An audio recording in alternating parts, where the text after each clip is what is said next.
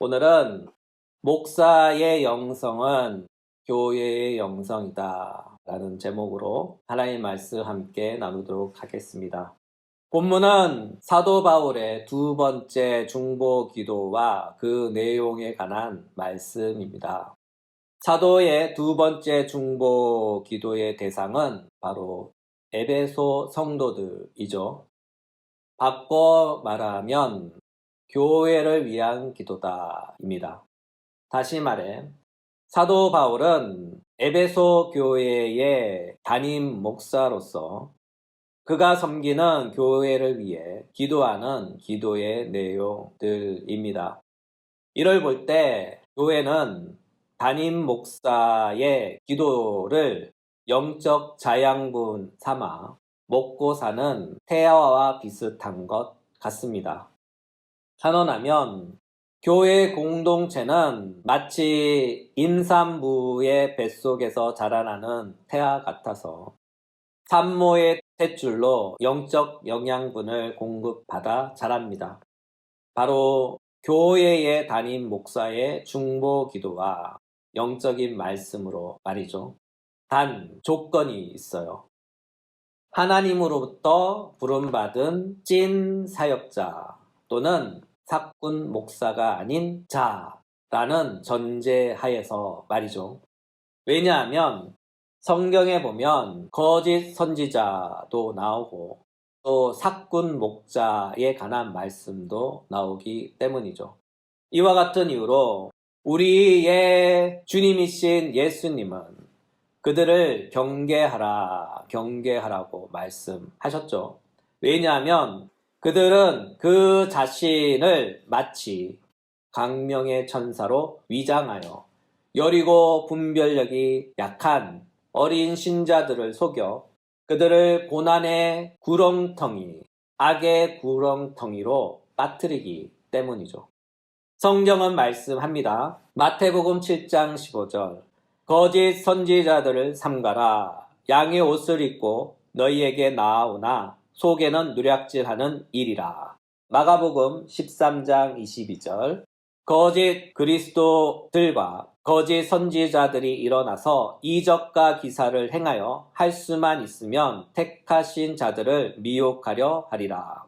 야고보서 4장 1절 사랑하는 자들아 영을 다 믿지 말고 오직 영들이 하나님께 속하였나 분별하라. 많은 거짓 선지자가 세상에 나왔음이라. 따라서 우리는 주님의 말씀, 곧 성경의 말씀을 따라 거짓 선지자인, 거짓 그리스도인, 거짓 선지자, 거짓 담임 목사들을 멀리하고 그들로부터 떠나야 합니다.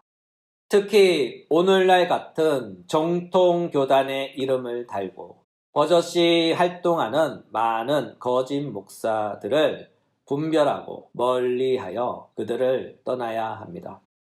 우리 주님의 말씀에 의하면 그들은 그들의 열매로 알 수 있다고 해요. 그들의 열매가 성경 말씀에 상식적으로 부합하는지, 그들의 행위가 양심적인지, 성경의 가르침과 일치하는지 살펴보고 검토해보고 검증해봐야 합니다. 여러분, 잘못된 말씀을 따르면 여러분의 영이 위험합니다. 하나님은요, 비상식적인 분이 아니에요. 또한 하나님은요, 맹신을 강요하는 하나님이 아니에요. 우리가 믿는 하나님은요, 폭력을 강요하거나 과격한 행동을 격려하는 그런 하나님이 아니에요. 우리가 믿는 하나님은요, 인내가 많으신 하나님입니다. 만약 하나님께서 인내가 부족하셨더라면 아마 이 세상은 진작에 멸망했을 거예요. 하여 하나님은 인내가 풍성하시고 그 인내의 끝이 없으신 분입니다. 이와 같은 까닭에 이 세상이 창조된 이래 죄가 나타났고 죄가 지배하고 이 땅에 죄가 충만할지라도 아직까지 세상이 존재하고 있잖아요.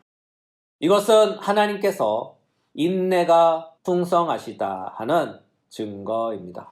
그러나 하나님은요, 영원히 인내하시지는 않으셔요. 먼저 돌이킬 수 있도록, 회개할 수 있도록 기회를 주시죠. 하나님의 참된 선지자들을 보내시며 보내십니다. 또한 기회를 주시고 또 주시고 또 주십니다. 그러나 만약 끝내 돌이키지 않는다면, 만약 회개하길 거절한다면 그때 하나님은 무섭게 무자비하게 심판하시는 거예요. 여튼 당부의 말씀, 주의의 말씀을 드리면 이 세상 안에는 좋은 목사님, 훌륭하신 목사님, 참 목사님도 많지만 이렇게 좋은 분들, 훌륭한 분들, 참 목사님 못지않게 나쁜 목사, 사꾼 목사, 거짓 목사들도 참 많습니다. 하여 잘 분별하시길 바랍니다. 그리고 신중하게 잘 생각하여 행동하시길 바랍니다. 요점은 교회는 담임 목사의 영적 영양분을 먹고 자랍니다. 바꿔 말하면 담임 목사의 영적 상태가 곧 교회의 영적 상태를 결정합니다. 목사님이 영적으로 강건하면 교회는 건강할 것이고, 목사님이 영적으로 안 건강하면 교회 또한 영적으로 안 건강할 것입니다. 환원하면 교회의 영적 상태는 곧 목사님의 영적 상태의 열매다 하는 거예요. 따라서 교회는 담임 목사의 영적 풍토 안에서 그의 영적 영양분을 먹고 자랍니다. 그러므로 건강한 교회가 되길 바란다면 목사님이 영적으로 건강해야 합니다. 또한 교회는 목사님이 영적으로 늘 건강할 수 있도록 힘써 협력해 줘야 합니다. 이것이 바로 오늘 본문이 우리에게 주는 맥락적 메시지입니다. 이와 같은 까닭에 사도는 교회를 위해 늘 항상 기도했어요. 무엇을 위해 기도했을까요? 오늘 본문입니다. 에베소서 3장 16절. 그의 영광의 풍성함을 따라 그의 성령으로 말미암아 너희 속사람을 능력으로 강건하게 하시오며. 사도가 무엇을 위해 기도했냐 하면요, 에베소 성도들의 속사람, 교회의 속사람을 위해서 기도했어요. 속사람, 이것은 또 무엇일까요? 이에 해당하는 헬라어는 에소 안드로폰입니다. 문자적 의미로는 인간의 영혼, 마음, 이성, 인격의 의지를 가리킵니다. 그러나 성경적 의미, 특히 사도의 의미는 이것이죠. 하나님의 법을 즐기는 본질적 인간입니다. 로마서 7장 22절. 내 속사람으로는 하나님의 법을 즐거워하되. 고린도후서 4장 16절. 그러므로 우리가 낙심하지 아니하노니 우리의 겉사람은 낡아지나 우리의 속사람은 날로 새로워지는도다. 사도의 이 말씀들을 종합해 보면 속사람은 하나님과 관련된 사람입니다. 또한 속사람은 겉사람과 대조된 사람이죠. 더욱이 속사람은 성령에 의해 그리스도 예수 안에서 새롭게 창조된 새로운 창조물입니다. 이와 같은 까닭에 사도는 고린도후서 5장 17절에서 이렇게 말씀하셨어요. 그런즉 누구든지 그리스도 안에 있으면 새로운 피조물이라. 이전 것은 지나갔으니 보라 새 것이 되었도다. 여러분, 새로운 피조물이란 무엇일까요? 이전과는 전혀 다른 새로운 존재라는 뜻입니다. 사도는 이것을 에베소서에서 이렇게 표현했어요. 에베소서 4장 24절. 하나님을 따라 의와 진리의 거룩함으로 지으심을 받은 새 사람입니다. 다시 말해서 새로운 피조물, 새로운 존재는 바로 하나님을 따라 의와 진리의 거룩함으로 지음받은 새 사람을 가리키는 거예요. 이와 같은 이유로 하나님을 따라 지음받았기에 새 사람은 하나님과 참 잘 어울립니다. 새 사람은 의로운 하나님과 잘 어울리며 새 사람은 진리의 하나님과 잘 어울립니다. 또한 새 사람은 거룩한 하나님과 참 잘 어울립니다.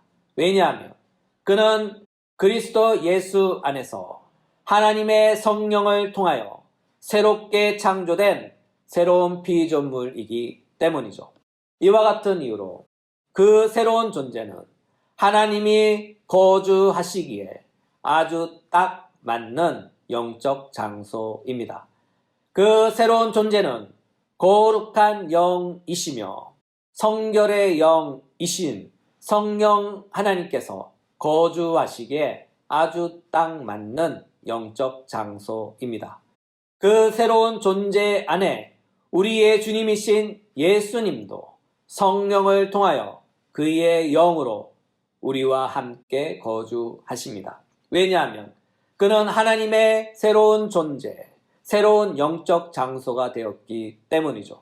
따라서 우리가 새롭게 되었다, 우리가 거듭났다 하는 이 말의 참 의미는 거듭난 또는 새롭게 창조된 속사람은 죄가 많고 하나님의 의가 뿌리 내리기에 척박한 영적 불모지 같은 이 세상에 구별되고 선별되고 깨끗하게 된 새로운 영적인 새 땅, 영적인 옥토가 되었다는 뜻입니다. 이와 같은 까닭에 거룩한 하늘에 계신 우리 하나님께서 성령을 통하여 그리스도 예수 안에서 새롭게 된 영적인 새 땅, 새 옥토에 임재하시며 거주하시는 거예요. 이와 같은 사실을 사도 바울은 이렇게 표현했어요. 로마서 8장 9절. 만일 너희 속에 하나님의 영이 거하시면 너희가 육신에 있지 아니하고 영에 있나니 누구든지 그리스도의 영이 없으면 그리스도의 사람이 아니라. 그렇습니다. 우리가 참 그리스도인인지 가짜 그리스도인인지 그것을 어떻게 분별하여 알 수 있을까요? 그것은 바로 새로운 피조물 안에 거주하시는 성령 하나님을 통하여 알 수 있습니다. 그렇다면 우리는 또 이렇게 질문할 수 있겠죠? 우리 안에 성령님이 계신 줄, 안 계신 줄 우리가 어떻게 압니까? 네, 이것은 아주 좋은 질문입니다. 이것을 가늠할 수 있는 시금석이 있는데 방법은 두 가지입니다. 하나는 외적인 열매로 알 수 있고 또 다른 하나는 내적인 열매로 알 수 있죠. 먼저 외적인 열매는 경건한 신앙생활의 열매입니다. 그러나 주의할 것이 하나 있는데 우리가 외적인 열매로 조금 구분하기는 어려운 점이 있을 것 같아요. 왜냐하면 보이는 것은 언제든지 포장 가능하기 때문이죠. 가령 이런 것입니다. 자신은 진심으로 예수를 안 믿지만 자신의 어떤 이익을 위해 교회 안에서 사람들에게 예수 참 잘 믿는 사람으로 얼마든지 자신을 포장할 수 있다는 거예요. 그는 교회 봉사도 많이 하고요. 그는 예배도 잘 드리고요. 그는 헌금도 많이 해요. 매사에 사람들 보기에 칭찬받을 정도로 자신을 거룩하고 우아하고 참되게 포장을 참 잘합니다. 이와 같은 까닭에 보이는 것으로는 그가 참 성령의 사람인지 아닌지 알 수 없다는 거예요. 그럼에도 우리는 알 수 있습니다. 왜냐하면 그가 성령을 받은 사람인지 가늠할 수 있는 성경적 근거를 갖고 있기 때문이죠. 이것은 그 시금석입니다. 갈라디아서 5장 22절. 오직 성령의 열매는 사랑과 희락과 화평과 오래 참음과 자비와 양성과 충성과 온유와 절제니 이 같은 것을 금지할 법이 없느니라. 이 구절에 나열된 9가지를 가리켜 우리는 성령의 열매라고 해요. 성령을 받은 사람은 바로 성령의 열매를 맺습니다. 우리는 성령의 열매를 맺는 그 사람들을 보면서 그는 참으로 성령을 받은 사람이구나 하고 분별할 수 있는 것이죠. 왜냐하면 이와 같은 성령의 열매는 인간의 노력으로 인간의 수련을 통하여 맺는 것이 아니라 이 열매를 맺는 주체는 바로 성령 하나님이시기 때문이죠. 우리의 노력과 공로로 열매 맺는 것이 아닌 오직 성령 하나님께서 직접 우리를 통해서 열매 맺게 하시며 나타나게 하십니다. 한마디로 성령 하나님께서 하신다. 성령 하나님께서 하신다. 입니다. 이와 같은 이유로 우리는 그것을 성령의 9가지 열매라고 부르는 거예요. 또 다른 하나는 우리의 내적인 열매로 알 수 있어요. 이 열매를 확인하는 방식은 밖에서는 도저히 불가능합니다. 왜냐하면 이 열매는 지극히 주관적이기 때문에 그래요. 얼마나 주관적이냐 하면요. 그 열매의 진실은 오직 그 자신 존재와 함께 하나님밖에 모르기 때문에 그래요. 바꿔 말하자면 내 자신의 내적인 증거와 하나님의 내적인 증거입니다. 이쯤 되면 이런 궁금증이 또 생기죠. 그럼 그것을 어떻게 알 수 있습니까? 네, 그 궁금증을 이제 알려드리려 합니다. 꼭 맞는 정답이라 단정 지을 순 없지만 이것은 경건한 신앙인들, 특히 성령을 받은 사람들의 경험적 사실들을 토대로 분별하는 분별법입니다. 거의 공통적인 기준들이에요. 첫째, 주일날 교회를 안 가면, 예배를 안 드리면 마음이 불편해. 일주일이 편하지 않아. 괜시레 죄를 짓는 것 같고 막 벌 받을 것 같은 그런 느낌. 일이 잘 안 풀릴 것 같은 그런 기분. 이런 기분이 든다. 그러면 그는 성령이 내주하시는 분일 가능성이 상당히 큽니다. 두 번째, 말씀을 어기거나 나쁜 짓을 하면 뒤통수가 따갑고 양심의 심장이 쿵쾅쿵쾅하며 터질 것 같고 마음이 아파 잠이 잘 안 온다. 사실이 이와 같다면 그도 성령 하나님께서 내주하시는 분일 가능성이 상당히 큽니다. 세 번째, 말씀을 읽으면 마음이 착해지는 기분이 든다. 또는 찬양을 부르면 가슴이 뜨거워진다.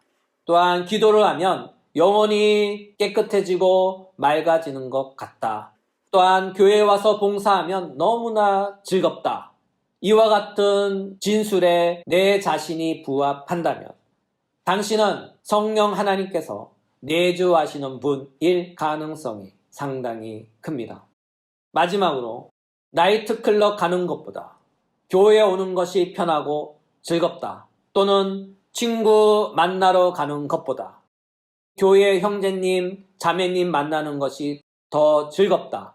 혹은 세상 모임 가서 물 쓰듯 돈 쓰는 것보다 교회 모임 와서 돈 쓰는 것이 더 즐겁다 하는 이와 같은 진술이 내 진술 같다면 그는 성령께서 내주하시는 분일 가능성이 아주 상당히 매우 큽니다.